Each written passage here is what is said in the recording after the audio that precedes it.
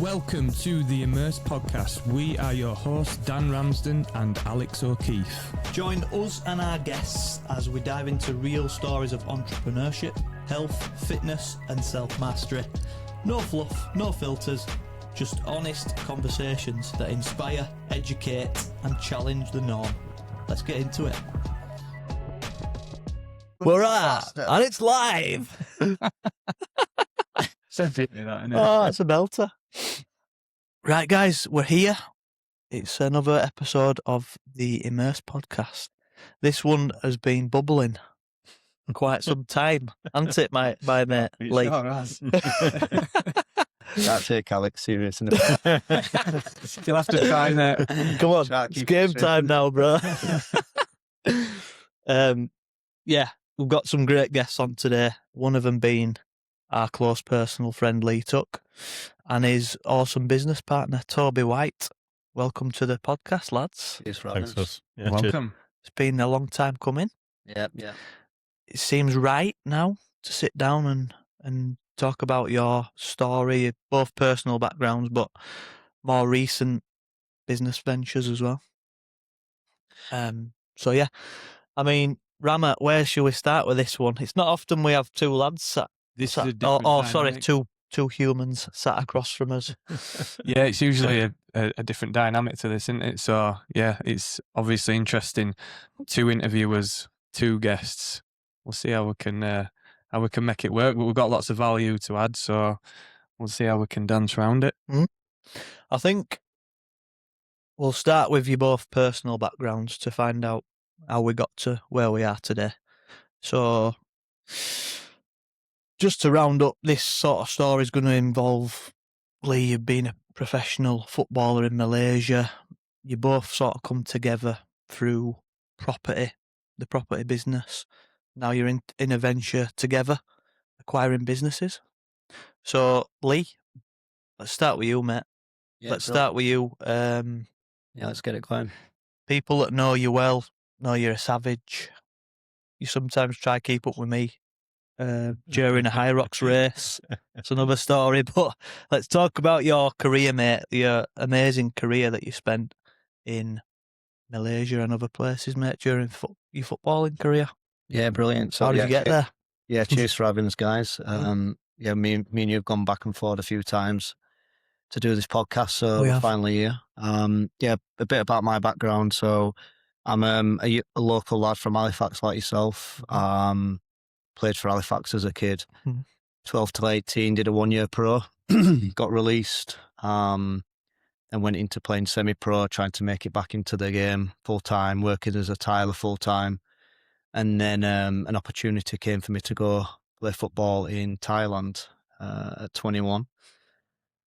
Didn't know if it was professional football, didn't know anything about Thailand football, but knew, okay, if I can go play every day, I can get an opportunity to be in a beautiful country, learn a new culture while playing football every day, then definitely go for it. So quit my job, quit playing for Guiseley because I was playing semi-pro, borrowed £1,000 off my dad at the time, sold my little shitty car and went for a trial.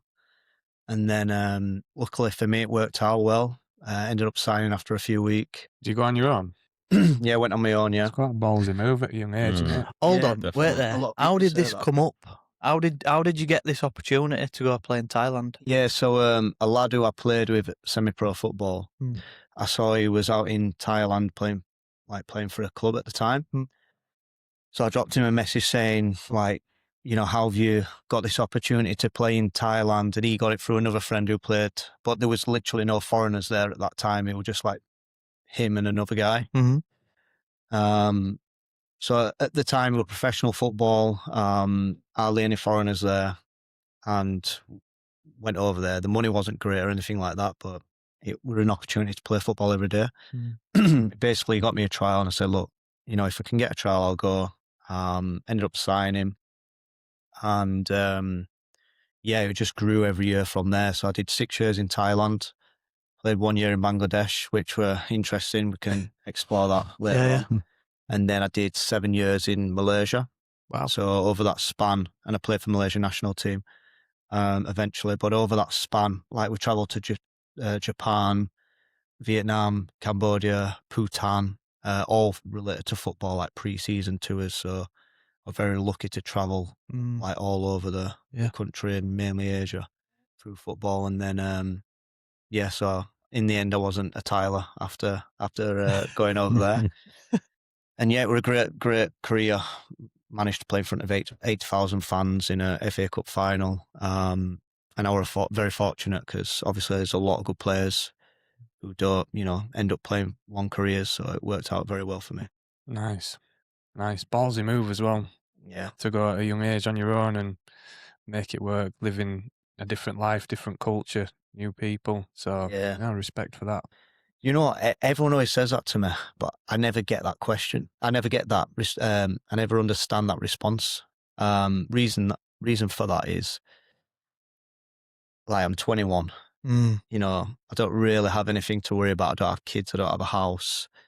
I'm just hungry. I want to play football every day, and it's an opportunity for me to explore life while getting paid to play football. So I just thought, worst case scenario, what do? I come back to Halifax, get another job as a tiler, find another semi-pro club, or fall back into the same club I was playing and go live at my mum and dad's again. So like, well, that's the mindset still, though, isn't it? You had that open mindset at a young age, which is that's not normal, really.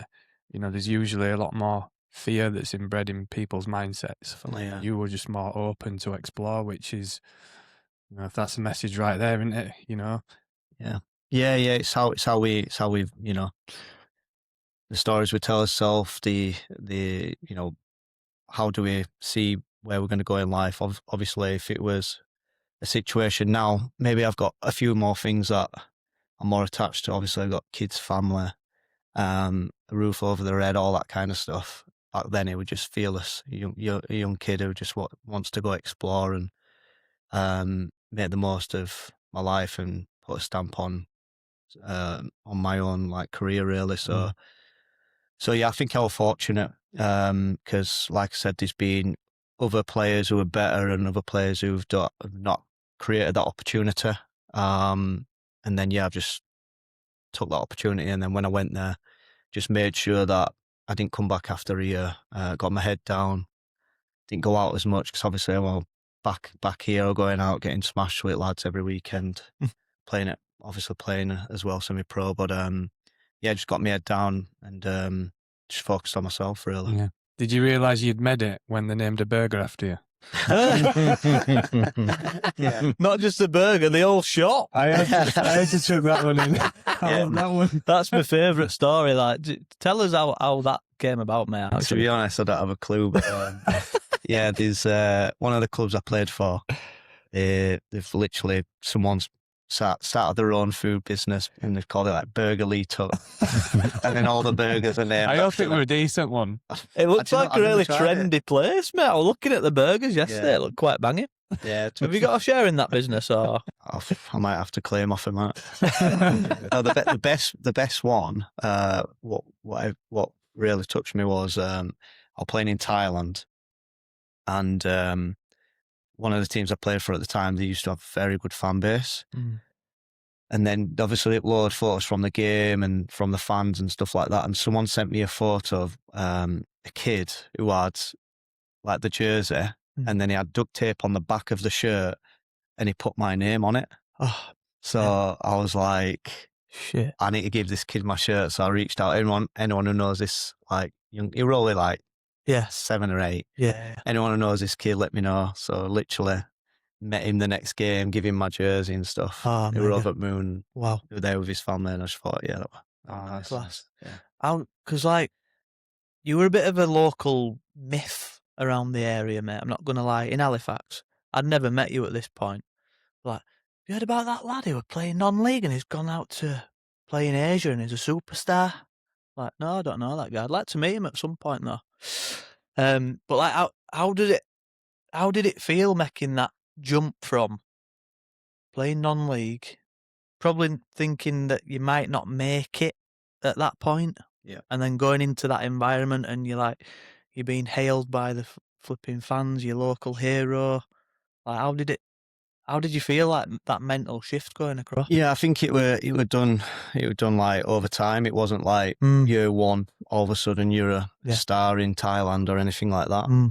So I think after a few years of playing there, you just build up a bit of a reputation and a career. So yeah, it kind of, you have to look. Sometimes you look back and think, actually, was that real? Yeah, because especially Malaysia, any city I went into, people knew who I was. Or if I went into food shopping, people asked for photos. So I used to get away with George. I used to say, okay, you do food shopping today, because obviously I don't want to be getting like so she always did food shopping.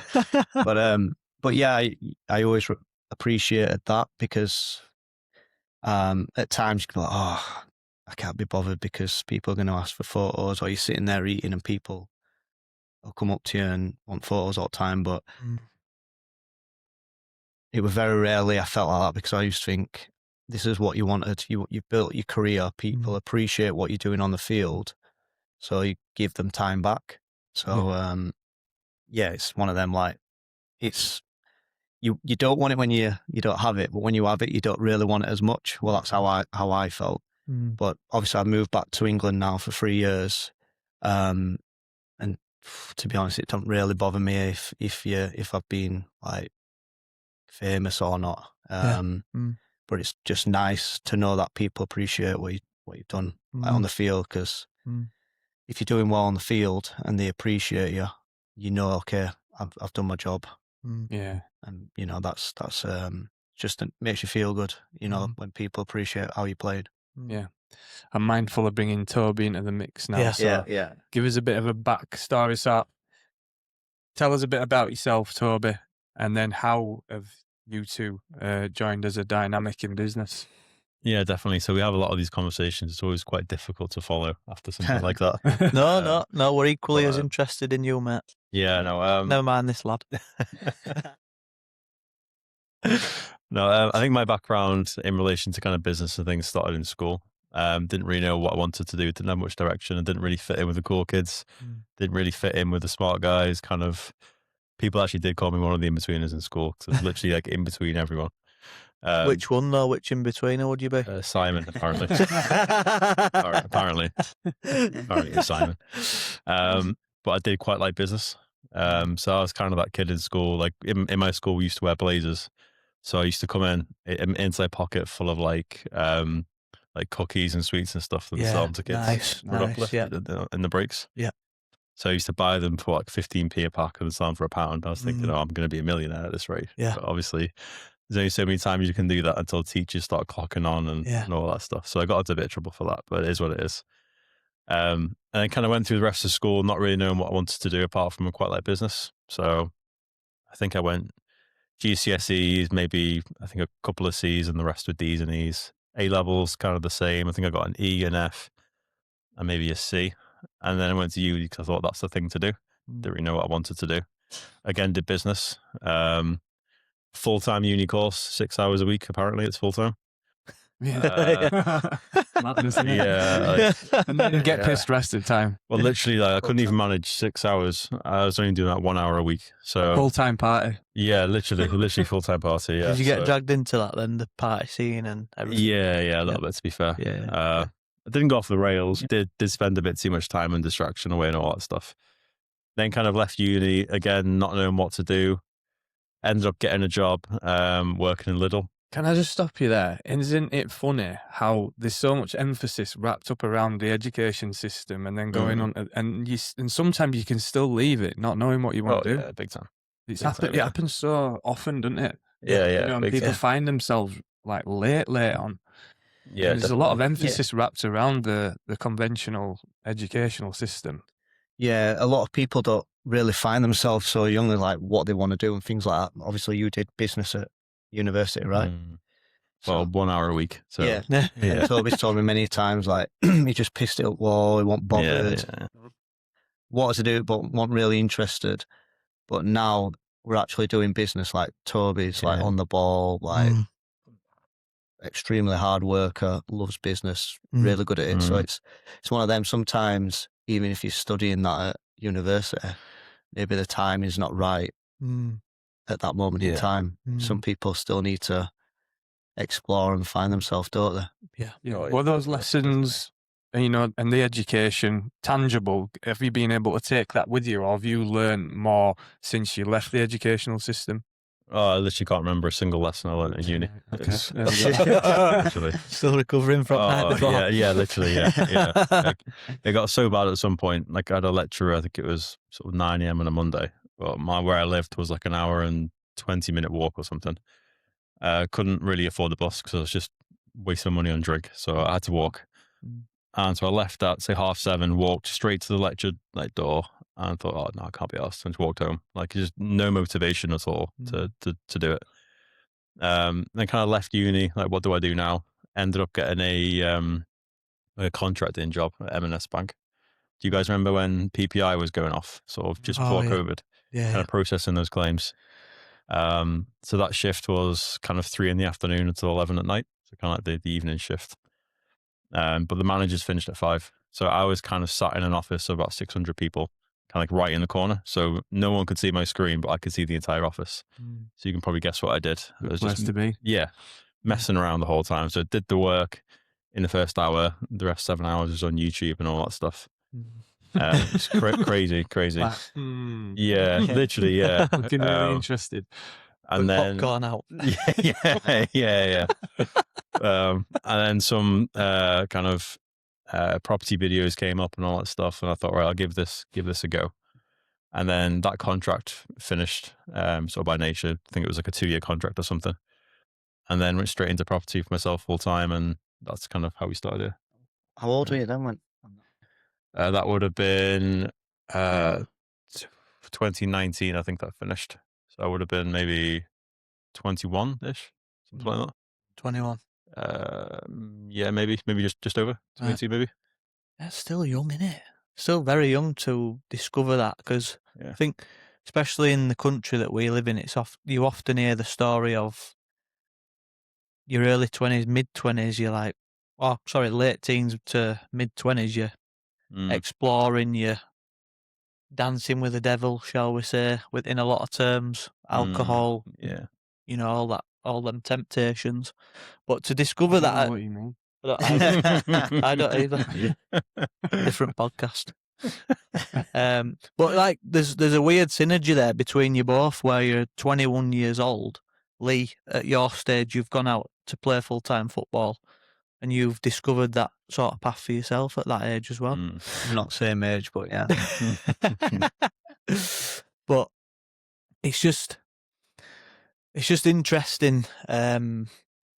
What do you think sparked in your mind then at that point where you made the decision to go, right, I've kind of woke up here, like I need to nail down and get into business type thing? What was it like a moment? I think for me it was that contracting role at the time. It was about 2 years long, and then on the first, I guess like any job, you kind of have that honeymoon phase where you love the job, you think it's amazing. I think it was £90 a day. That was my rate at the time. I thought it was loads of money. I thought, this is like, I'm set. But then you slowly start to realize it's not really a long-term kind of figure. And then kind of watching these videos, they're always going to be a bit hypey, a bit aspirational. That's what a YouTube video kind of is sometimes. But it kind of opens your eyes to what's possible. Like, if you're committing 8 hours a day to a job which you don't really engage with, why not do it for yourself instead and potentially get the upside? Yeah. I'm interested to know what the videos were, because, I got slightly pulled into that world myself, watching the likes of Samuel Leeds and... That's what it was. Okay. Yeah. I mean, they're great at selling the lifestyle, and obviously they do have a product at the end of it. But a lot of that is also tapping into self-help, self-development, financial freedom, all these sort of buzzwords. And whether it's right or not, it still helps spark something inside, doesn't it? Yeah, I think there's value in it, definitely, Yeah, I think to be honest, a lot of the, gurus are out there. You don't want to speak for them all, but I think a lot of the framework that they provide it does work, but obviously the people use it have to implement it as well. Do you know what I mean? Yeah. The content out there is only as good as what people are going to use as well. Do you know what I mean? Yeah. I think for Toby, from what he's saying there, is he always had that entrepreneur in him from a young age. But obviously, he just didn't have a maturity about him or a discipline or a drive. But I think when you start looking at doing property, you saw the opportunity was massive. And then you kind of just built and grew along the years from doing that. Yeah, definitely. Yeah. So then how have you two connected over your paths of business? Yeah, Because you're so doing something quite different now. Yeah. So tell us a little bit about how you two have connected and what is it that you do together? Yeah, so we've been in like similar. I'm massive on education. Of getting the right education of people who are a few steps in front of you. Obviously, that's through coaching from football, and I did property as well. So that's kind of how me and Toby met. We're in different circles in property, and that's how we connected. And then just knew each other from afar for a while. And then I built up a portfolio of properties while I lived in Asia while playing there. So I knew, okay, football is going to be a short career. I was very lucky to have 15 years, which I built up over the years, better income and better salary year on year. But I wanted to put my money to use for when I finished playing. So obviously I built up a property portfolio in the UK, did a lot of educations, invested in myself, managed to build a portfolio to allow us to move back to the UK and retire. Is this during your football career? Yeah. This is all happening during the career? Yeah. So it's a pretty good mindset to have, and that's not what a lot of athletes do. Yeah, I think a lot of athletes want the money to work for them, but they just don't know what to do with it, or they don't know what they want to do after they've finished playing. Some of them might buy one or two properties, but they'll do it in the traditional way where they'll save up as much as they can, put it down as a deposit, and then just have the property there. Where I wanted to leverage my money to the best way possible. So I'm keen on knowing, did you have people in your circle over there that were advising you of these investments while you were playing, or did that come up by yourself, or what? Yeah, so I think we were speaking about how me and Toby met. That was through property, different circles. And then, so for myself, what I wanted to do is, as I mentioned, 15 years playing professional football. Didn't know if it was going to end in 2 years, 4 years, 10 years, but I wanted to put that money to use. So that's when I started getting educated on property and how to leverage my income to the best of my ability to, put it into property. So when I do retire, I can move back home and everything's going to be in a better situation. So I did a lot of education, investing in myself, and then did a buy, refurbish, refinance model in HMOs. Managed to build up a portfolio now, and that's all running well. I moved back to the UK 3 years ago.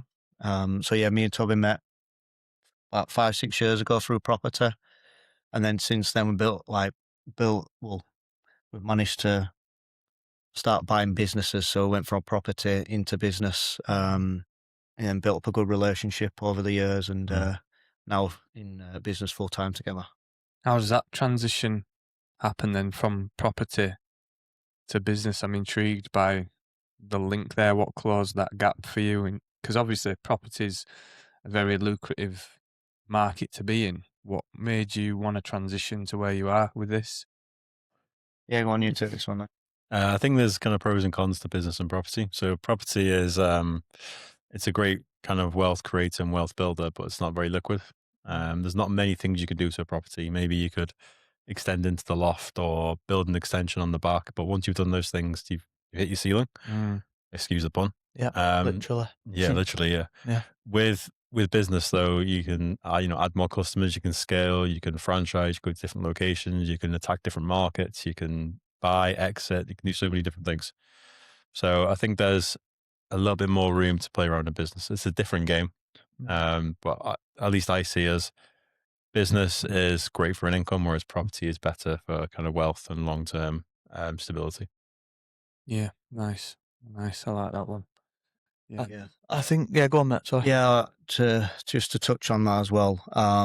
Obviously, when you invest in property, you have to utilize an amount of money to put down as deposit, refurbs, whatever you're doing. But the way that I've built my portfolio is obviously I've invested, try refinance money out and things like that. But then that money only goes so far. So when focusing on business acquisitions, there's a model which is you can basically buy a business with no money down from utilizing the assets within the business and leveraging debts within the business to buy the business. We can discuss that in more detail, but it basically allows you to buy businesses. And as Toby mentioned, in business, there's no ceiling. So like a property on a certain street, you can only get so much rent from it. You can't get your prices you can't get your rent from London in Halifax. So there's a cap on that, where business, you can scale and you can grow a lot bigger. It's a different skill set. Obviously, it means starting from scratch again, learning how to do business, how to buy businesses. But I knew once I finished football, that's where I wanted to put my time and effort. And that's where me and Toby came together and did it full time.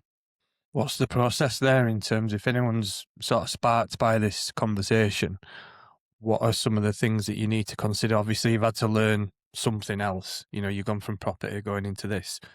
What are some of the steps that you've got to consider in taking in doing what you're doing now? Looking to purchase businesses, for example. What are the things that you need to look out for and be aware of? I think I'll probably speak for both of us. You go into this a little bit naive. We know that. Yeah.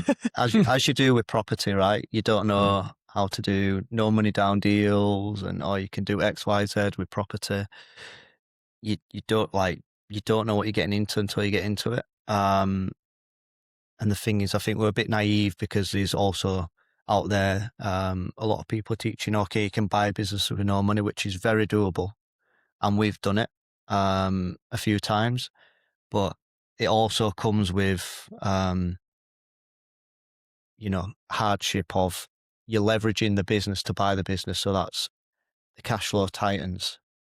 So there's, you're creating money through debt or deferred payments, but that means you've got to work harder in the business for it to be more profitable. So we've had ups and downs. We've had businesses where we've bought it and it's not gone great, so we've had to close it. It's been very stressful. But we've had other ones where we've bought it and it's gone really well. 7-figure businesses.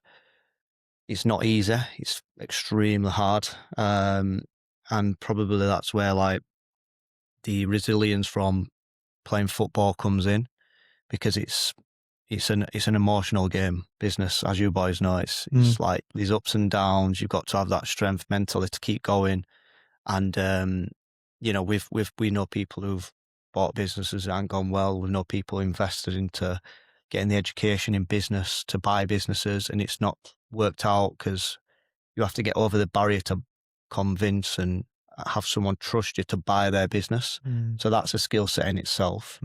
But if you take the time to learn what you need to learn and then take action, not actually doing the meetings and learning about someone's business and learning how to, analyze and understand what the business is worth to you and to them, then the rewards are very big. Nothing pays better than exiting a business. So that's our big goal, isn't it?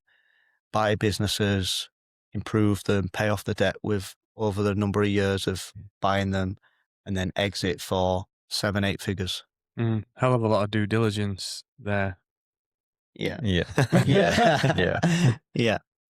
I'm intrigued about some athletes struggle when they leave their career. Yeah. But it sounds like you had something in mind whilst this were going. Did that help that transition of leaving football to moving into other things, or did you struggle with leaving the sport and what comes after that? Yeah, I think It's both. The answer is both, really. I was very fortunate to spend a lot of years in, like I mentioned, educating myself, investing in property, and then having the option to leave football. So me and my wife, we had 3 kids. She's from Halifax. We've had 3 kids. And we decided to move back to England to bring the kids up.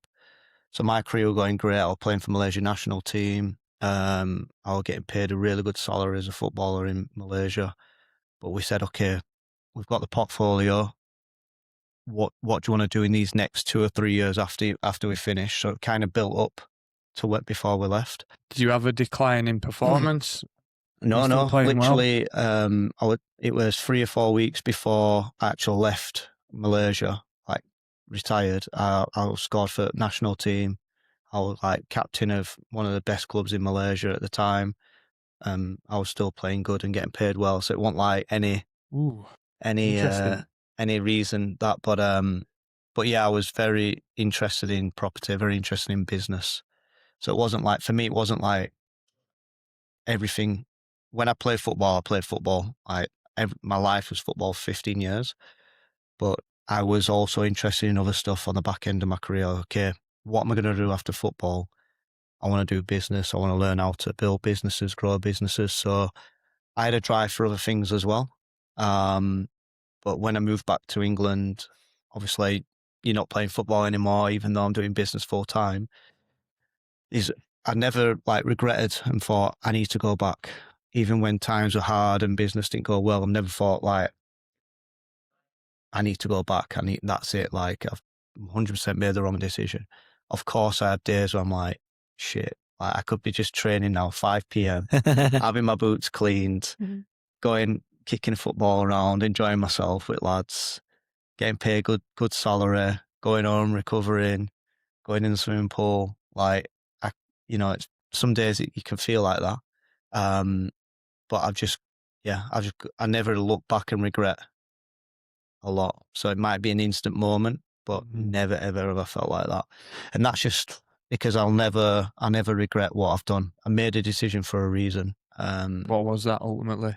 Family? Well, yeah, of course we wanted kids to move back with kids. I could have done another year and we could have done it the year after. But I just had a drive to make something really big happen in business, and do a big exit and learn that skill set. So I was in 2 minds where I'm still loving football. It wasn't like I hated football. I still loved it.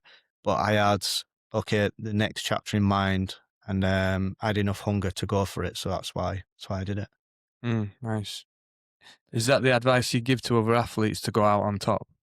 No, I wouldn't say so, because, I think everyone's got their own journey and their own mindset on what they want. I've chose a harder route than what most people would choose. I could probably still be playing there now if I wanted to, and getting paid a decent job, but decent salary. But to be honest, like I just have another ambition of doing well in business. My kids are happy back in England. I'm close to my parents because obviously I spent 15 years away. So now they're just down the road. So of course I'm not down there seeing them every day because life goes on and you've got kids and you're doing what you do. But at least now I can just pop round and see them, and never worry about, okay, I've never come back and seen them before, the last good days they've got. So I think I've done everything I wanted to do with football. I didn't feel like I need to prove anything else over the next few years. And then I'm like, okay, I'm excited. Let's go do something new, something exciting, something I've never done before. And maybe it's where it comes back to what you said, as if you went to Thailand at 21. I think that's an easier decision what I've made coming back and doing business. But you just know what you want, even though everyone says, I can't believe you moved home. Can't believe you've done that. And I get why they're saying it. But for me, you only know your own self, don't you? You only know your own journey. And it's a tougher route, but I'm glad I've took it. That's where the opinions of others really don't matter. Exactly. Yeah. It's all about you. Yeah. I just want to touch on coming back to the thought of buying a business, right? I think from being from a small town like Halifax, even like myself, like when I were younger, I probably thought I'd never be capable of buying a business. And that's probably a lot of people's thoughts. But what you lads are proving, and even me on a smaller scale, like I've bought a couple of window cleaning businesses in the last 12 months. Probably going back in there, I'd have thought, never been capable of that. So like, there's just proof there that it can be done. And I think people need to understand that there's a lot of realistic methods and skills that can be attained to be able to buy businesses. And I just think it's refreshing that you lads are going into that without any experience, but willing to go in and learn the process and steps and just chuck yourselves in. I mean, what advice would you have for people that are maybe in that mindset still? Let's go Toby maybe for this one. The mindset of, no, I can't buy a business. It's not doable. Yeah, I think it's very easy to fall into that trap. You know, I'm from North Wales, from a tiny village on top of a mountain. You know, sheep are coming into my house every day. You know, literally like all the boxes ticked, like stereotype wise. Yeah, then the nearest shop next to my house was like a 15-minute walk, and it got like burnt down. So like, had no shops around. Like, wow. What the sheep were it? Who knows? Who knows? Buggers, them sheep, aren't they? Yeah. Yeah, I think it's a bit of a cliche to say, you know, if I can do it, anyone else can. But I think there is a bit of truth to that. I think it's about willing to take risks, but calculated risks, and being a bit brave, I would say. Buying a business is very similar at a very high level to buying a property, in the sense of there's a solicitor on both sides. If you're using finance, use a finance broker. With property, use a mortgage broker. There's a bit of due diligence in the middle, a bit of negotiating, and then you complete at the end. That high level is very similar. But I just touched on a second ago, the due diligence can get very deep. You know, it could be 2, 3, 4, 5, 6 months plus 10 months sometimes to buy businesses. Yeah. That's kind of where it gets a bit more tricky. But on a very high level, it's a fairly smooth process. But it's the other skills that you need to learn. So it's like negotiation, how to position yourself, how to read a balance sheet, a P&L, how to do forecasts, all that kind of stuff. I think that's where the challenge comes in. But again, it's not an impossible process. I'm not the smartest of guys. Like I say, I didn't do very well in school and education and uni. So I think it's very possible. Yeah. It's refreshing to hear that, isn't it? Just to help open the minds of people.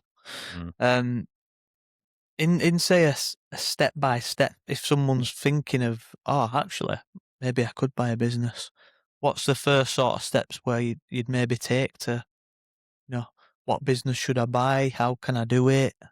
How do I get in touch with someone, etc.? Where would someone go?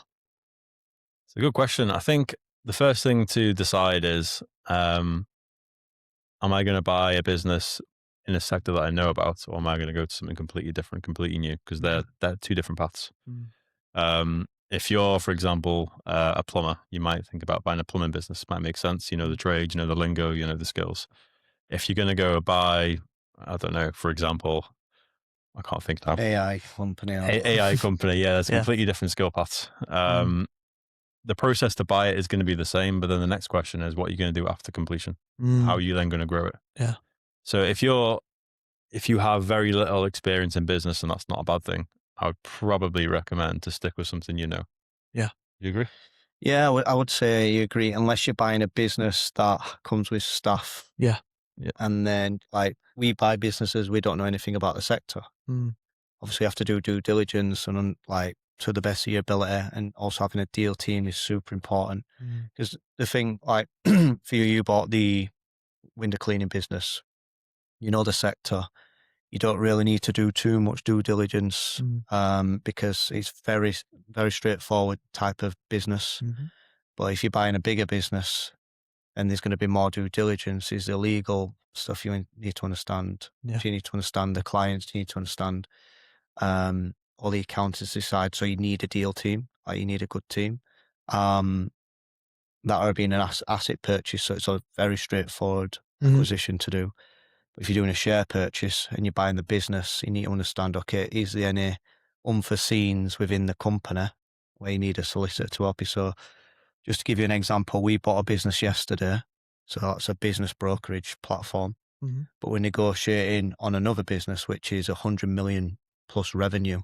Jeez. So on the flip, on one side, you're looking at a business that's, generated a couple of £100,000, and another business that's generated over 100 million annually. Wow. So, do those numbers scare you? No. Good. No. Because some people would hear that and just start freaking out instantly. Yeah. Don't get me wrong, we are over our head, as in, we've never worked in that or bought anything that size. And I don't think a lot of people have acquired over 100 million revenue business who are in the acquisition space, apart from like private equity and VCs and stuff like that. So like we've bootstrapped our investments and we've raised some capital, and we've done his first acquisition, which was seven figures, just over $1 million. Then we've done another one, which is over 3 million. Another 2. And then the final one obviously is, it's a platform, like a business platform, business brokerage, where this one, it's logistics, it's over 100 million. But because we've done over 500 meetings with business owners, we've analysed 700 businesses, we're kind of comfortable now in having meetings with, a CEO, going to site, speaking with him, sitting down with him, asking the right questions. And it's just because we've put the time and effort into just getting knockbacks and trying and getting knockbacks and then winning a little bit and then getting knockbacks. So we've kind of earned us way to get to that. Yeah. Even though we're pushing above our ceiling, we're getting taken seriously because we know how to speak the language now. We know how to show that we have got a proven track record of acquisitions. Maybe not the size that these boys are at, but we're having meetings now with private equity and people who've got funds to help us buy that kind of business. So if we buy it, who knows? But at the minute, we're the only ones speaking with them. We're having meetings with people who've got the money to back it. So it's a great experience for us and education along the way. Maybe we'll buy it, maybe we won't, but it's only going to help us grow and get to them size, really. It's that progressive mindset, isn't it? I think I always go on about this one, but sport and training and fitness has such a profound impact on all that conditioning, mental conditioning. Like let's say, for example, you're in a game, you pick up a loose ball, you have a shot, you blaze it into the top stand. Everyone's like, whoa. And then you're not sulking with that. And it's like, yeah, right, next opportunity. Why is Alex looking at me like you were looking at me? And it's having that next opportunity and don't sulk about it. And then, the next one might come off for you, and it's just rinse and repeat, and it's just go again, and having that that open mindset to always progress and improve. I think it's something it's really important. Is this something that you still live by now with your, I mean, I kind of know the answer to this, but I want to, ask the question on the listener's point of view. You've gone from a professional career that's lasted 15 years. Is health, fitness a massive part of your life still? If so, what are you doing? What do you do daily? Yeah, it's a great question. So yeah, I'd still sulk if I missed but yeah, it's as soon as I moved back to the UK, got straight into fitness and looking after myself, because I agree, like if you look after yourself physically, automatically mentally you start feeling stronger and better in the right mind frame. So I get cranky, I get down if I'm not working out. So I like to start the day right, go out for a run or work out, and it just sets your mindset right. And it's building resilience in it through the body and through the mind. It's different things, but it's also connected. And business is obviously, it's a different way to have resilience, but it does play a massive part, making sure you look after yourself physically. So yeah, I'm massive on that. What is it that that you're doing and working towards? Have you still got, training and fitness goals, or is it just a habit that you incorporate to, to lift your spirits for the day? Or is it something that you feel that you need to have a tangible goal to set within fitness to help to contribute to everything, really, to keep you ticking over? I think it's a bit of a mix. I always like to have a goal to work towards. So I feel like for myself, if I have a goal to work towards, I'm accountable to perform, as in when I train, I perform at a standard I need to train at because I've got a goal that I need to reach. But I also do like to have that flexibility. So maybe I'll train for something like a high rocks, like competition. Once that's finished, I might have a couple of months, 3 months where I don't have any competitions. So I'm not like organized for the year, where I can just train and enjoy and have a bit of freedom to, I don't know, lift some weights one day and then, I'm going to do a run. But I'm going to do a 5K run, but end up doing a 15K run. So I'm not very like regimented. I like to have a bit of flexibility with it. But when I set a goal, that's like, okay, I'll do whatever I need to do on a daily basis to reach that goal. Once I set that, it's kind of like your whole life builds around it as well. It's like your goals for business is the same. The goals for what you want to do with your kids is the same. So it's kind of all intertwined and works together. Nice. What about yourself, Toby, on the health, fitness sort of side of things? Yeah, definitely. Yeah, quite similar. So, you guys have probably heard the expression, like "show me your friends and show me your future," and the 5 people you hang around with, that kind of expression. Yeah. So yeah, I've been getting more into my fitness. I think Lee's been rubbing off me a little bit. Yeah, he has a tendency to do that. Yeah. So I've been getting into my running quite a lot recently. Nice. Signed up for my first marathon in Chester, which I've never done before. Nice. I'm going to push for a 3 hours 30. Oh. And the only reason I'm going for that is because that was your first marathon. Yeah, bit of competition. Bit of competition. Bit of healthy competition. Yeah, 5 actually. You probably had a weighted vest on as well, you. Yeah. Toby's he's been really disciplined this last year. Yeah, that's good. So obviously we want to improve and get better in business. So he's literally cut out drinking as well. Yeah. So he's really disciplined when he sets like a goal. He says, I won't do it. So how many months now have you not had a drink? Yeah, too many. I think it's the year finishes in October, but when the weather's like this, it's so tempting to have a drink, isn't it? Yeah. It's very tempting, especially when everyone's out in the pubs and stuff. But yeah. So with that, the goal to do 12 months. Yeah. Nice. What's been the main differences since stopping drinking? Definitely felt sharper, mentally faster, more agile. Been getting fitter quicker. Just all around benefits, I'd say, 100%.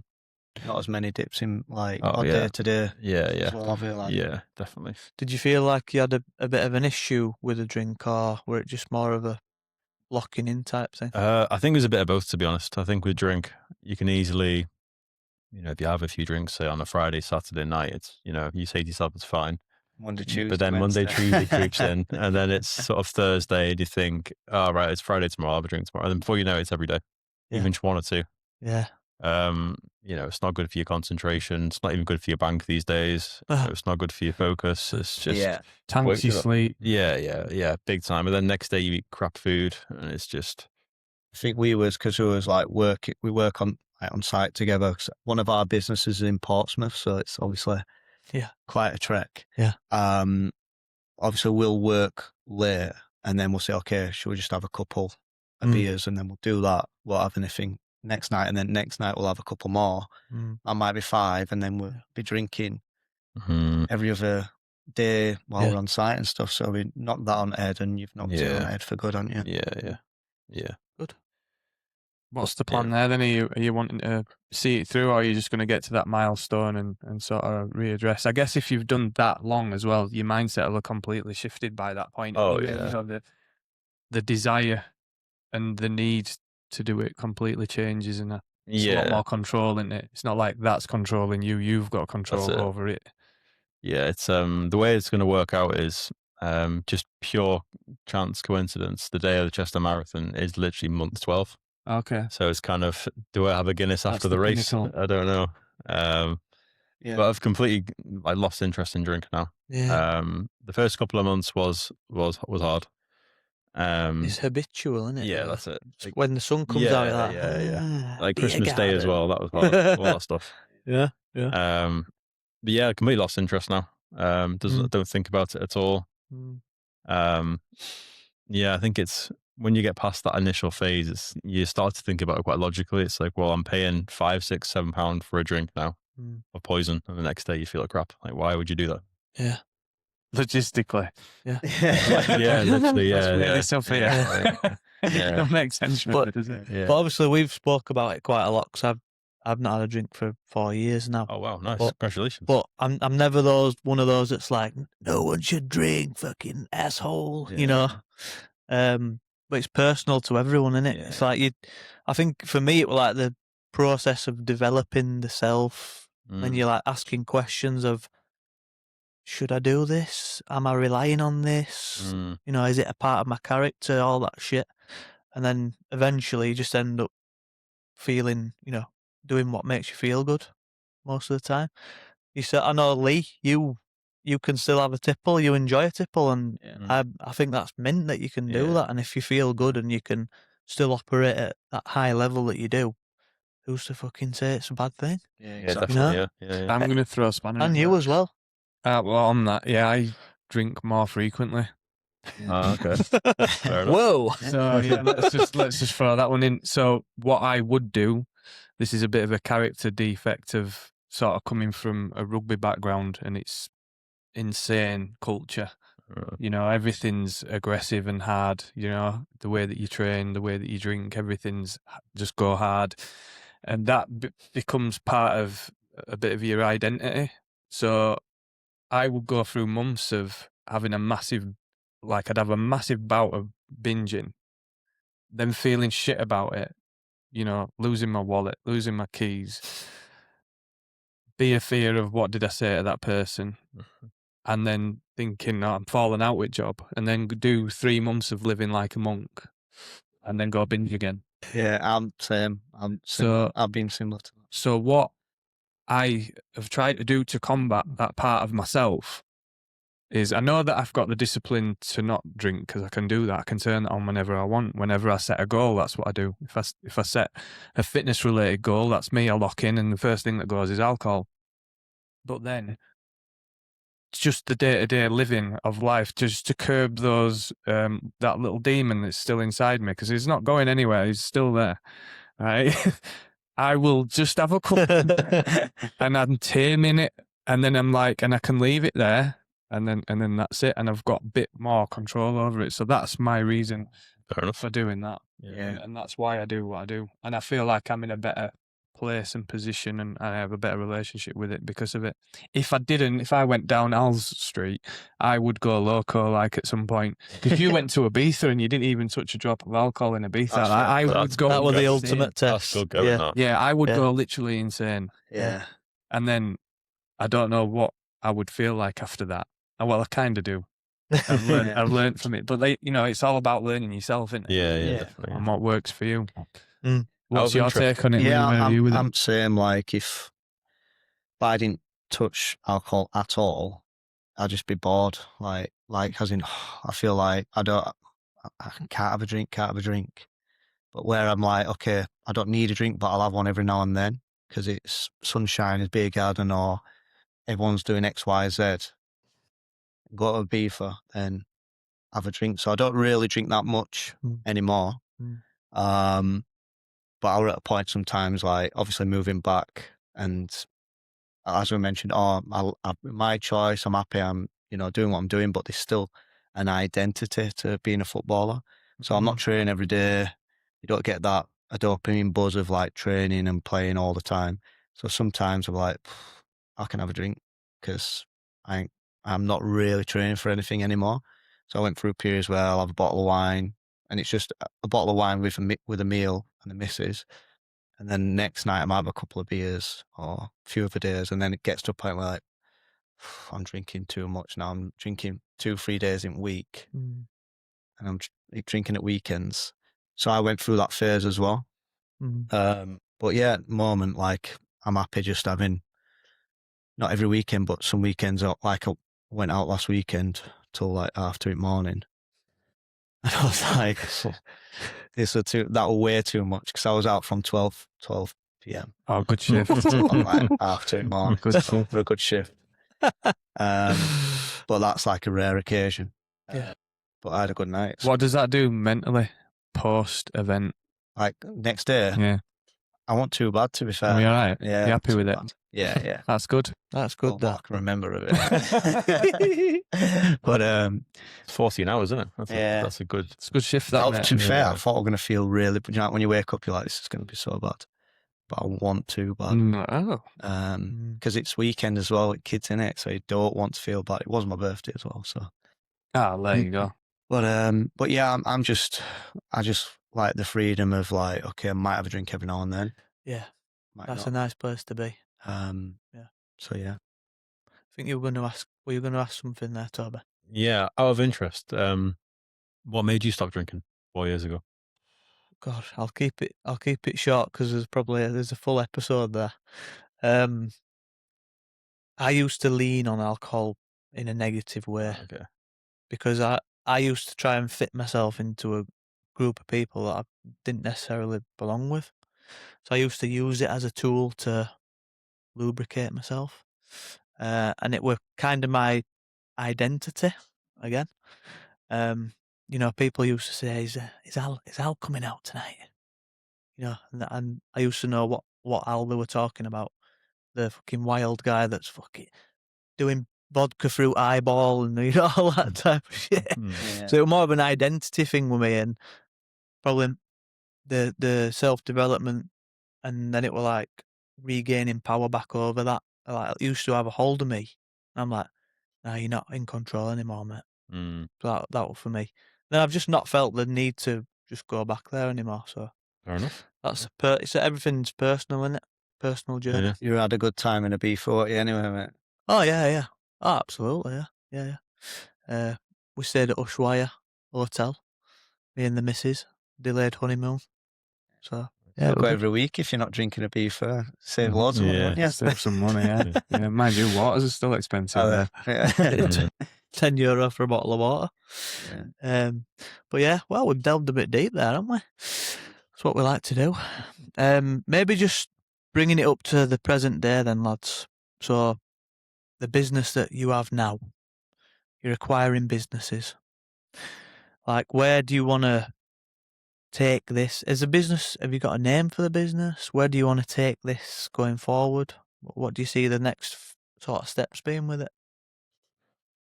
The one we were completed on yesterday, I think there's a huge opportunity there. So there's at the moment there's a huge amount of people wanting to sell their business, looking for the right advice, looking for their retirement, wherever that might be. Might be of a certain age, they might have certain plans in life.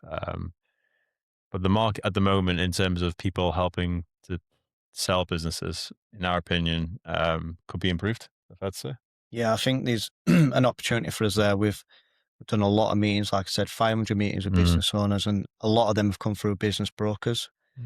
Now we've acquired a business brokerage platform, and I think the advantage we will have is we're coming from the angle of we've actually bought businesses, so we know how to package.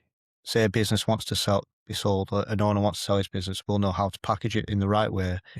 That it would be presented to a buyer who understands what's on offer. So it's basically speaking with business owners, understanding what they want for the business and saying, look, we need to get your business packaged in the best way possible to find you as much as possible for a buyer. So we're working for the sellers now.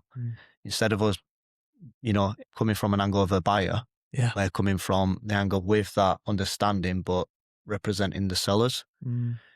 So I think there's an old traditional way where brokers work. They get as many volumes of businesses as they can to sell. They sell them the dream of, okay, we can sell your business for X, Y, Z, but when they put it online, a lot of them businesses don't get bought because they just want to get them signed up, get fees, get mass numbers, and hopefully some of them sell. Where we're going to position it as in, okay, you want to sell your business realistically, this is what you can sell it for, because you've got this which is good and this which isn't good. If you want us to help you, we can help. If they're happy, great. If they're not happy, then we can't really help them sell. So we'll just work with people, understand the realistic value for us to find it for the buyers. So bought a platform, we've already a list of investors. We've already got a database of his own investors. And now it's just, working with business owners who are ready to exit. Amazing. Yeah. Nice. I think when we first stepped into the M&A world, we were quite surprised. I think the stat is only 30% of businesses listed ever sell. Yeah. So it's quite crazy. So most of them don't ever sell despite paying crazy upfront fees to a broker. So as Lee said, they often sell them the dream and then they just sit on the market for years and years and years. And we've seen this quite a lot when we're speaking with sellers. We've been on the market for 2, 3, 4 years. They're, say, 65 years old. They want to sell, but buyers aren't coming forward at the price that the broker promised. It's quite sad in some ways, to be honest. But I think the value we can provide is we're coming from the table on the perspective of, as we're buyers, we know what buyers look for. So we can help the sellers position themselves best when they go to market. So they do beat that 30% stat. Yeah. And there's more business owners out there now who are baby boomers. They don't have someone to take over, their business. Maybe the kids have gone into AI influencers or working abroad, or they want to do something else. So the traditional businesses, a lot of them are closing down because there's no one else there to take over them, or they're not finding the buyers or not knowing how to find the buyers. So there's a massive opportunity there for us to go into this sector right now. But yeah, I think it'd be good to maybe touch on some of the stuff that someone's wanting to sell the business, what they need to put in place. Yeah, so quite a common trend we see is someone, when we're looking at buying businesses, one of the questions we ask is, how do you get new customers? And nearly all of them, I'd say 99% plus, say, well, we get referrals and word of mouth. Yeah. And you're thinking from a buyer's perspective, if a buyer comes in and the owner steps out, and the word of mouth and referrals are based on that owner, when the owner's gone, where do the customers come from? Sort of that main person risk sort of. Yeah. It's coming from experience, because we've bought now 3 of the businesses did not have an up and running, they had websites, but no traffic, no interest came from them. Yeah. So solid systems, no solid systems in place. No marketing process, no lead gen, which it worked, but for us coming in as new owners, handing over the contacts and the relationships was not easy, which is going to be for any buyer. But also you want to try generate new leads. So for a new buyer, it's obviously important. Yeah, there's quite a few things in place, isn't there? It's like, what happens when the seller steps away? Who's there to run the business? Is it going to be the buyer? Because if it's going to be the buyer, they're buying a job, they're not buying a business. Yeah. So it's kind of like trying to put something in place that someone else can step into the business. Not all businesses can do that because they're not very big, but it's that understanding your business and how can you position it in the best way possible to exit. So you've always got to be thinking about the long game. 100%. Not just taking it just day by day. It's thinking about what can you put in place in order for me to step away from this. That's the scalability of business. Definitely, You've got to be thinking like that from the get-go. That's pretty much what you're saying, isn't it? I think for us it is, yeah. It's kind of like one of the very, very first businesses I was looking at sort of years and years ago to buy. We got quite far through due diligence, and I asked the owner, what systems have you got in place? And then he said, what do you mean by systems? Pen and a paper, pal. Literally, it literally was pen. Yeah, literally you was. find that a lot, don't you? He said, the system I use is email. I was like, just email? And apparently, so no CRM, no way to speak to customers reliably unless it's by email. Like, nothing is in place. And you got to think from a buyer's perspective, what are you actually then buying? As we said, you're buying a job. Yeah. So we tend to say, when we were first starting out, our kind of criteria was kind of like 1 million revenue or plus. Anything under 1 million revenue is a bit more difficult to buy from a buyer's perspective because, again, what are you buying really? Which might sound a bit crazy, but counterintuitive. But as the business gets bigger, usually there's more systems in place. there's more predictability, reliability, stability. That's when businesses tend to be easier to buy. Yeah, more valued. Yeah. So it's just like we mentioned, putting a few things in place, and I think that's where we can, once we sit down and speak to a business owner, we understand what they want to achieve, how long do they want to exit for, when do they want to exit. These are probably questions that they've not even thought about. Yeah, exactly. I bet some of the questions have kind of like, oh, yeah, need to go self-reflect on this one. Yeah. And it's just a few simple things, like obviously you want to put like business therapists. I quite like that actually. Yeah. It's just structuring it the best way possible. Yeah. Because for them, it's once they exit, that's their last big check. Yeah. You know, it's their retirement pot. Yeah. So it's kind of like, okay, what can we put in place right now? And it could be a few very simple things, like some people don't even use like accountancy softwares and stuff like that, do they? It's just simple things put in place, like updating the website or whatever it is. Very simple things can just be more valuable to a buyer. But there's a lot of things we can do, but it's kind of just sitting down with them, saying, okay, you need to have X, Y, Z for you to position yourself to exit. They can work with us or not, but at least they know the framework of what they need to do moving forward. Yeah. Here's one for you. So, is your business going to be buying the businesses itself, or are you guys going to be the middleman that passes it on to the buyer? Or is there going to be occasions where you say, actually, we'll get that one off you? I think it's probably twofold. I think the primary focus is going to be to help sellers sell. We're going to be positioning them the best way possible for them to get the reliable exit at the price they want on the terms that they want. Yeah. But that's not to say if a really good deal comes along which fits our sort of portfolio and works for us, then maybe we'd look at buying it ourselves. And then the seller in that instance potentially has the benefit of they don't necessarily need to find a buyer because we are the buyer. Yeah. That's such a great business model just for you guys, because you just the motivation from the sellers there already. So it's just like you guys decide we'll take that one or we'll pass it on. Such a great model for what you're in. We're generating leads ourselves already, so we do mass marketing to try find businesses to buy for itself. Which networking all the time as well. What's that? Constant networking as well, isn't it? Yeah. Nice. So it's exciting stuff. We're excited to move forward with it. Yeah, cool. One final theme that I wanted to touch on, which I think it's important for people considering going into business with someone. Yeah. So you two are in business together, as like me and Al are. What are some of the important things that you need as a partnership? It was just that. I think it's if you're going to go into business with someone who's exactly the same, it won't necessarily not work, but it might not be overly efficient. I think it's best I think the best middle ground is to go into business with someone where you have similarities but also differences. So you're not exactly the same and you're not a polar opposite. You're kind of somewhere in the middle. So for example, Lee, a skill set. Yeah, skill set, approach, mentality, all that kind of stuff. So Lee is very good at really big ideas, strategies, different ways to do things, negotiating, different angles, all that stuff.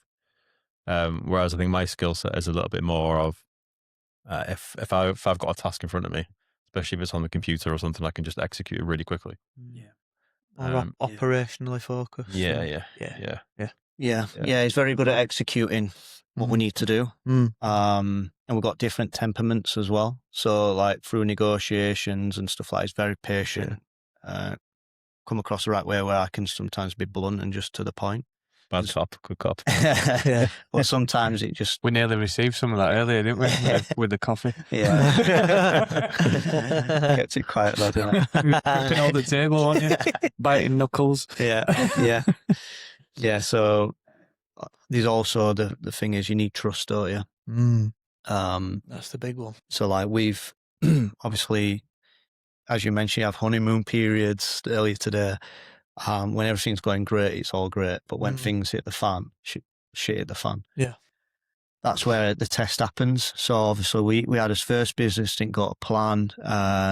Very stressful time in that moment. And you could see a lot of people try to go the separate ways or whatever, but we stuck together.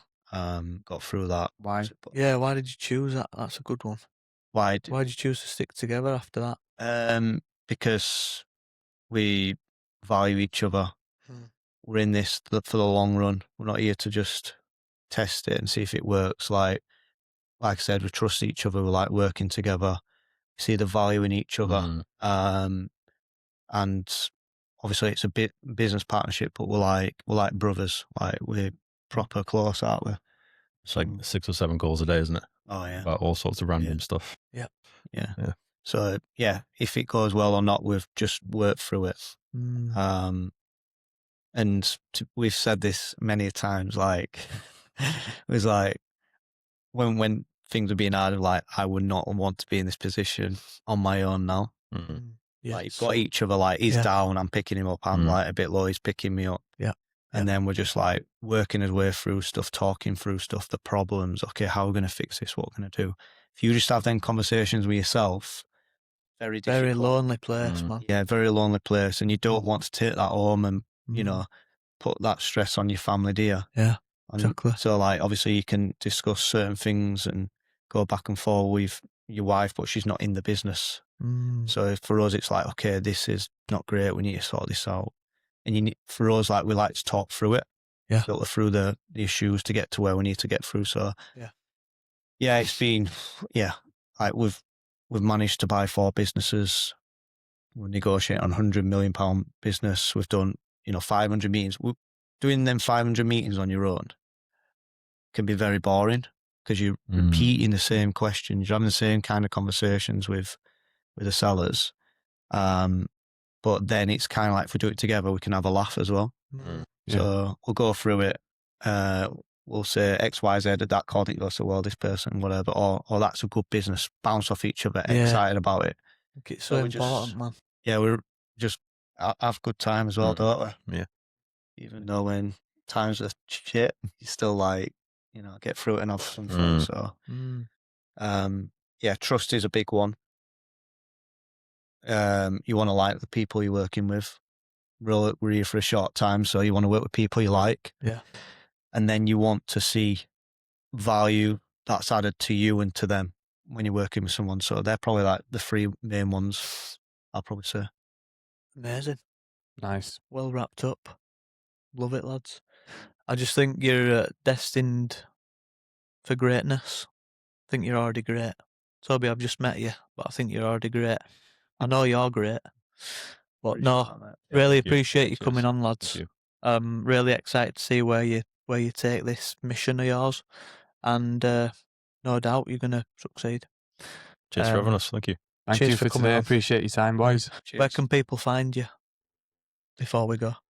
Good on social media. I think you're bigger on Instagram, aren't you? Yeah, so my Instagram's just like Lee Tuck to UCK, and then obviously we've bought this new business, a bit North Ventra. Yeah. So that'll be called what? Sorry, North Ventra.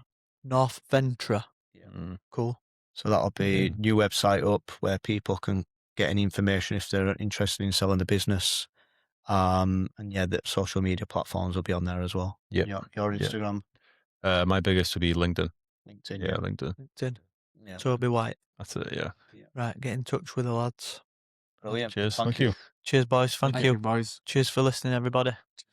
Cheers, Let's go for a pint. Right, I'm drinking again. Cordial. Nice one for that, guys. Yeah, cheers.